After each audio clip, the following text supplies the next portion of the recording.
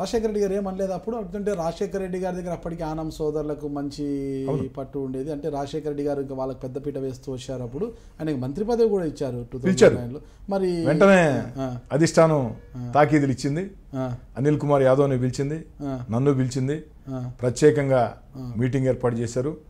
KVP Ramachandra Rao గారు అయితే, ఎందుకంటే నేను చెప్పే ప్రతి మాట కూడా నిజమని దేనికి చెప్తున్నానంటే నాగరాజు గారు, మీరు ఎన్ని వివరణ అడగొచ్చు, కేవీపీ గారిని ఎవరైనా అడగొచ్చు, రామనారాయణ గారిని అడగొచ్చు, సాక్ష్యం కేవీపీ గారు ఉన్నారు.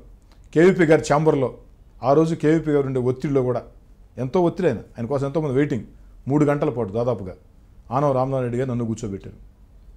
అడిగారు, చెప్పారు రామనారాయణ రెడ్డి గారు ఏం చెప్పారంటే, శ్రీధర్ రెడ్డితో మాకేం లేదన్నా, ఏదో చిన్న మిస్అండర్స్టాండింగ్ వచ్చింది, టౌన్లో అనిల్ ఓడిపోయాడు, ఆ టౌన్ ఆ అబ్బాయి కంట్రోల్ చేయలేడు, మేము చూసుకుంటాం, 2014లో ఎవరి క్యాండిడేట్లు మేము చెప్తాం, ఇప్పుడు కోటమిరెడ్డి శ్రీధర్ రెడ్డికి కావాలంటే మీరు మంచి కార్పొరేషన్ చైర్మన్ ఇవ్వండి, మాకు అభ్యంతరం లేదని చెప్పారు.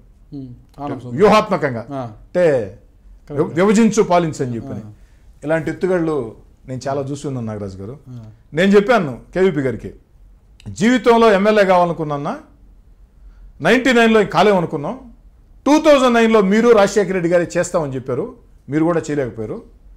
ఎంతోమంది రాజకీయ అనామకుల్ని, రాజకీయ నాయకుల్ని చేసిన వైఎస్ రాజశేఖర రెడ్డి గారే నాకు చేయలేకపోయారంటే నా తలరాత బాగలేదు, భగవంతుడు నాతో లేడని చెప్పి చదువుకున్నాను.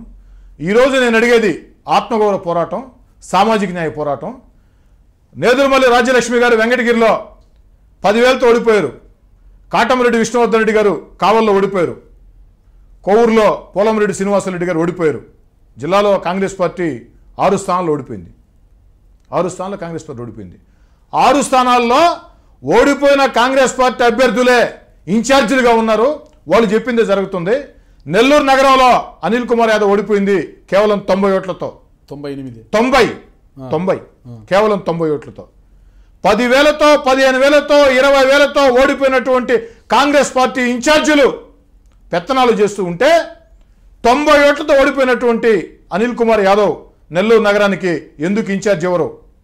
ఏం కాంగ్రెస్ పార్టీ అంటే అల్లా కులంకేనా? బీసీలకి ఆ న్యాయం లేదా? కాబట్టి అన్నా, జిల్లాలో అనిల్ కుమార్ యాదవ్ 90 ఓట్లతో ఓడిపోయిన తర్వాత ఆనవ సోదరులకి చాలా నష్టం జరిగింది. ఈరోజు రాజశేఖర రెడ్డి గారు అనిల్ కుమార్ యాదవ్ని నెల్లూరు నగరానికి ఇన్ఛార్జిగా పెడితే ఆ నష్టాన్ని భర్తీ చేస్తూ కాంగ్రెస్ పార్టీకి మేలు జరుగుతుంది. కానీ రాజశేఖర రెడ్డి గారు కూడా అనిల్ కుమార్ యాదవ్ని పక్కన పెడితే ఆ నష్టం కాంగ్రెస్ పార్టీ జరుగుతుంది. ఆనవ సోదరులు అనిల్ కుమార్ యాదవ్కి అన్యాయం చేస్తే రాజశేఖర రెడ్డి గారు కూడా న్యాయం చేయలేకపోయారు అనే భావన ప్రజల్లో వస్తుంది. అదే రాజశేఖర రెడ్డి గారు కానీ అనిల్ కుమార్ యాదవ్కి న్యాయం చేస్తే రాజశేఖర రెడ్డి గౌరవం పెరుగుతుంది, పార్టీ గౌరవం పెరుగుతుంది. నాకే పదవి వద్దు, జీవితంలో మీ దగ్గరకు వచ్చి నాకు పలాని పదవి కావాలని అడిగే ప్రశ్నే లేదు. అనిల్ కుమార్ యాదవ్కి నగర ఇన్ఛార్జ్ ఇవ్వండి, ఈ కార్పొరేషన్ చైర్మన్లు ఇదేది నాకు అవసరం లేదని చెప్పి మేము ఒప్పుకోమని చెప్పారు రామనారాయణ రెడ్డి గారు. మిమ్మల్ని ఎవరు అడిగారండి? మిమ్మల్ని ఎవరు అడిగారు? మీరేంది ఒప్పుకునేది? రాజీకి నేను రాలా, రాజశేఖర రెడ్డి గారు చెప్తే కేవీపీ గారు కూర్చోమంటే మీతో కూర్చున్నా. మీరేంది ఇచ్చేది, మేము తీసుకునేది? మా హక్కు ఇది, ఇచ్చి తీరాలా.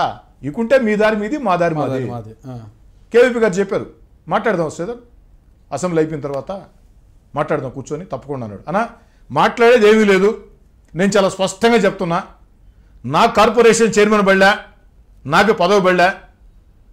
నేను అడిగేది ఒకటే, జిల్లాలో 10,000తో 15,000తో 20,000తో ఓడిపోయినటువంటి వ్యక్తులు నియోజకవర్గాలు ఇన్ఛార్జీలుగా పెత్తనాలు చేస్తూ ఉంటే నెల్లూరు నగరంలో 90 ఓట్లతో ఓడిపోయినటువంటి అనిల్ కుమార్ యాదవ్ ఇన్ఛార్జ్ ఇవ్వకుంటే అది రాజశేఖర రెడ్డి గారికి నష్టం చేస్తుంది, కాంగ్రెస్ పార్టీకి నష్టం చేస్తుంది. కాబట్టి మీరు అది చేయండి. మేమందరం కూడా అనిల్ కుమార్ యాదవ్ నాయకత్వంలో, రాజశేఖర రెడ్డి గారి నాయకత్వంలో పనిచేస్తాం. అడిగారు రామనారాయణ రెడ్డి గారు, 30 ఏళ్ల నుంచి రాజకీయాల్లో ఉన్నావు, మరి చెన్నారెడ్డి గారితో తిరిగావు, వి హనుమంతరావు గారితో తిరిగావు, కోట్ల విజయభాస్కర్ గారితో తిరిగావు, శివశంకర్ గారితో తిరిగావు, లాస్ట్కి ఏంది శ్రీధరా అనిల్ కుమార్ యాదవ్ అంటున్నావు అన్నాడు. తప్పే ఉందన్నా.